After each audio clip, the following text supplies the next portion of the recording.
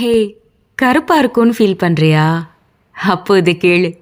Beauty lies இன் இம்பர்ஃபெக்ஷன்னு சொல்லுவாங்க. கேள்விப்பட்டது இல்லையா நீ? நாம பார்க்குற பல பேருக்கு தெத்து பல்லு இருக்கும்.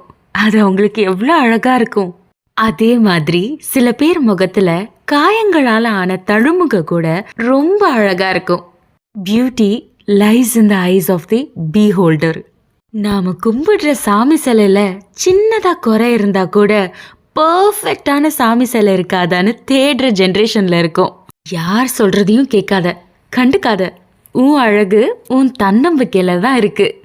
கமான், சியர் அப். அட, நீ ஃபேர்னஸ் கிரீம் விளம்பரம் பார்த்து ரொம்ப கெட்டு போய் கிடக்குற.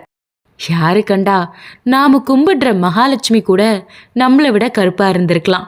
அதை இந்த மனுஷ பயலுக வெள்ளையா இருக்கட்டுமேனு அவங்களுக்கு தோணுன மாதிரி கேலண்டர் படத்துல வரைஞ்சி வச்சிருக்கலாம்.